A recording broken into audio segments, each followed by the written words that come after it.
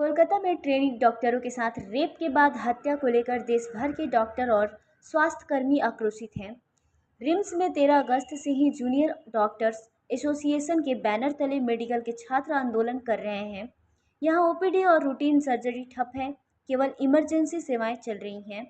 जमशेदपुर के एमजीएम अस्पताल में भी जूनियर डॉक्टरों की हड़ताल जारी है। इस बीच नेशनल आईएमए ने शनिवार को देशव्यापी हड़ताल का आह्वान किया है। इसमें सरकारी और निजी अस्पताल व क्लिनिक के डॉक्टर व स्वास्थ्यकर्मी शामिल होंगे। इस हड़ताल को झारखंड के 11,000 से ज़्यादा डॉक्टरों का समर्थन मिल रहा है। आज 24 घंटे का राष्ट्रव्यापी हड़ताल है। आईएमए हेडक्वार्टर दिल्ली के आह्वान पर आज देश के सभी डॉक्टर हड़ताल पर हैं। केवल इमरजेंसी सुविधाओं को इससे मुक्त रखा गया है। ये हड़ताल आज सुबह 6 बजे से कल सुबह 6 बजे तक 24 घंटे की है। विषय आप सबको पता है, एक बहुत ही हीनियस क्राइम जो हुआ है कलकत्ता के आरजीकर अस्पताल में, जहां हमारी एक ट्रेनी डॉक्टर के साथ एक ब्रूटल रेप एंड मर्डर की घटना हो गई है। उससे पूरा डॉक्टरी समाज आहत है, आक्रोश में है। और उसी के कारण वर्षों से हम लोग जो डिमांड करते आए हैं मेडिकल प्रोटेक्शन एक्ट का, आज तक सरकारों की नींद नहीं जागी है। पता नहीं सरकारें कितनी और हमारे डॉक्टर्स की आहुति चाह रही हैं। 2022 में डॉक्टर अर्चना शर्मा ने जब फोर्स सुसाइड किया था, तब भी ऐसी बहुत जोशों से मांग उठी थी, लेकिन उसके बाद भी हालात कुछ खास बदले नहीं। आप बात करते हैं भ्रूण हत्या रोकने की, बेटियों को पढ़ाने की, बहुत अच्छी पहल है वो, लेकिन जो बेटियां पढ़ लिख के काबिल होनहार बन चुकी हैं, उनको बचाने का काम कौन करेगा? उनको बचाना भी तो जरूरी है। एक डॉक्टर के अंदर वो काबिलियत होती है कि वो हजारों लाखों लोगों की जिंदगी बदल सके, उनकी जिंदगी में पॉजिटिव बदलाव ला सके।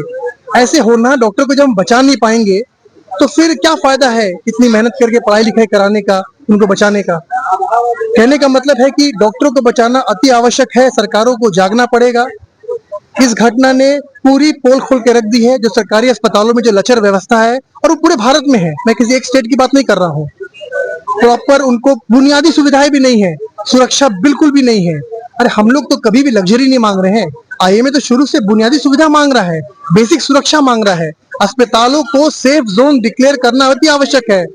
जब गंभीर मरीज आते हैं अस्पताल में और उनका इलाज हम करते हैं, तो किसी भी अनहोनी की घटना से इनकार नहीं किया जा सकता है।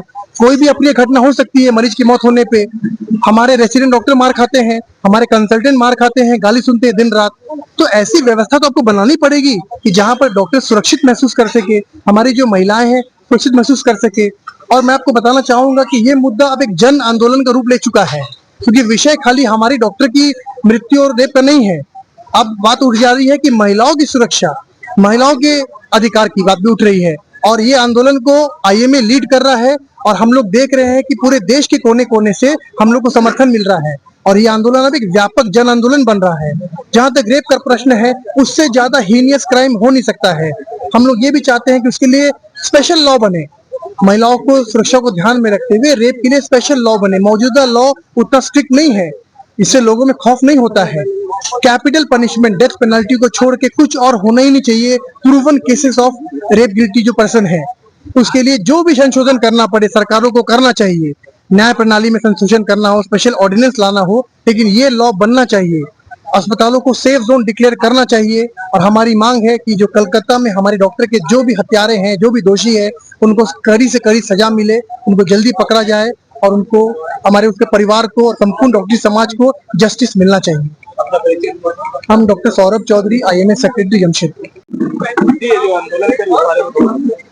देखिए, हम लोग जो आंदोलन कर रहे हैं वो तो लगभग सब लोग जानते हैं, आरजीकर की घटना को लेकर कर रहे हैं। और ये जो हमारी आंदोलन है, ये अनिश्चितकालीन के लिए है, जब तक कि सरकार इस पर ठोस कदम नहीं उठाती है और जो पीड़िता है उसके साथ पूरी तरह से ट्रांसपेरेंसी के साथ जांच करके सजा नहीं मिलती है। ये आंदोलन चलता रहेगा तब तक। आज तो ये आईएमए, हमारा जो नेशनल लेवल बॉडी है, इंडियन मेडिकल एसोसिएशन, उसके द्वारा ये कॉल किया गया है। लेकिन ये आंदोलन यहाँ लोकल लेवल पे भी जो भी अपने कॉलेज है सारे चलते रहेंगे। और पूरे झारखंड में तो एटलीस्ट हम लोग जानते हैं कि कहीं भी कुछ ओपीडी सेवाएं नहीं चलेंगी। अभी इमरजेंसी सेवाएं चल रही हैं, जरूरत पड़ी तो इमरजेंसी सेवा भी बंद करेंगे, क्योंकि ये सरकार की लीपापोती हम लोग बर्दाश्त नहीं कर सकते हैं। जो आरजीकर के साथ, हॉस्टल वालों के साथ हो रहा है, जो रेसिडेंट के साथ हो रहा है, जिस तरह से चीजों को दबाया जा रहा है, उसके खिलाफ हम लोग हमेशा रहेंगे। उसके बस मांग तो पूरी तरह से क्लियर हो चुकी है कि हम लोग को सुरक्षा और सिक्योरिटी का जो है वो सरकार उस पे कुछ ठोस कदम रिटेन में या कोई जो मेडिकल प्रोटेक्शन एक्ट है उसको सरफेस पे लाए, ना कि केवल पाइपलाइन में छोड़ दे। तो इसलिए हम लोग का पहले ये डिमांड है कि जो अभी जिसके साथ हुआ है उसकी निष्पक्ष जांच कराई जाए और उसको जल्द से जल्द कड़ी से कड़ी सजा दी जाए। क्या नाम है? Doctor Ganesh Srivastava, JDA president MGM. हम लोग को अपने ओपीडी में सारा सिक्योरिटी मिलना चाहिए, सारे रेसिडेंट हो या जूनियर डॉक्टर हो या एसआर हो, सब कोई को एक सिक्योरिटी मिलना चाहिए, एक स्पेस मिलना चाहिए जहां सब ड्यूटी करने के बाद वहां रेस्ट कर सके। वो उन लोग को सारा सेवा मिलना चाहिए, क्योंकि हम लोग खुद है जो पेशेंट का सेवा कर रहे हैं। तो अगर हम लोग को सेवा नहीं मिलेगा तो हम लोग उन लोग को कैसे सेवा कर पाएंगे।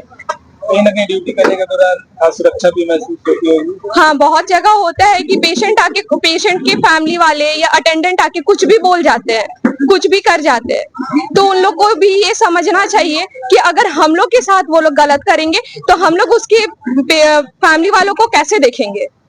क्या नाम है? मेरा नाम स्मृति किस्पोटा है, मैं 3rd ईयर प्रोफेशन से एमबीबीएस कर रही हूँ। 2 ही डिमांड है सर। एक की जो क्राइम हुआ है उसमें जस्टिस मिलना चाहिए और दोबारा हमें ऐसे किसी क्राइम के लिए ये कुछ ना करना पड़े, इसका इंश्योरिटी सर। सेफ्टी चाहिए ताकि ऐसा दोबारा कभी ना हो। जी सर, ये 2 टॉपिक के बारे में है। पहला तो वुमेन सेफ्टी और दूसरा डॉक्टर सेफ्टी। दोनों ही इस देश के लिए बहुत इम्पोर्टेंट है।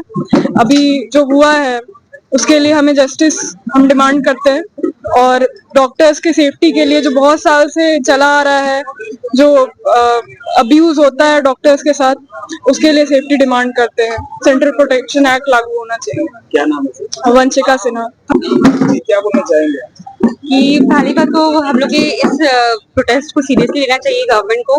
ये नहीं कि बस ये हो रहा है, ये लोग वेट करते हैं कि कुछ दिन ये लोग शाउट करेंगे, प्रोटेस्ट करेंगे, उसके बाद थक के हार जाएंगे। तो ये नहीं होना चाहिए। हम लोग थक गए हैं, ये इंसिडेंट्स बार बार हो रहे हैं। ऐसा नहीं है कि सिर्फ रेप है, वायलेंस भी अगेंस्ट वुमेन जो है वो एक बहुत बड़ा प्रॉब्लम है, बहुत बड़ा इशू है, जो कि गवर्नमेंट को ध्यान देना चाहिए। हम लोग नाइट शिफ्ट में रहते हैं तो हम लोग की लाइफ जो है उससे बहुत रिस्की रहती है, खासकर जब इट कम्स टू पेशेंट की फैमिली। देखिए, हम लोग भी ट्राई आवर बेस्ट। बहुत बार क्या होता है कि पेशेंट केस एकदम एक्सट्रीम लास्ट मोमेंट में आते हैं केस खराब करके, हम लोग तब भी अपना बेस्ट देते हैं। डॉक्टर के ऊपर लगा दिया जाता है ब्लेम की। हाँ, अगर कोई लेबर वाली पेशेंट है, उन्होंने झोला छाप डॉक्टर को दिखाकर गांव में पहले आ जाते हैं। उस केस में अगर स्टिल बर्थ होता है तो वो लोग सोचते हैं कि डॉक्टर ने मेरे बच्चे को मार दिया। उसके बाद जो अटेंडेंट होते हैं वो लोग इतने एग्रेसिव हो जाते हैं, गाली गलौज करने लगते हैं। तो ये सब चीज के लिए हम लोग को सिक्योरिटी चाहिए। We need central. मैं डॉक्टर बिनीश हूँ, जूनियर रेसिडेंट हूँ गाड़ी डिपार्टमेंट में।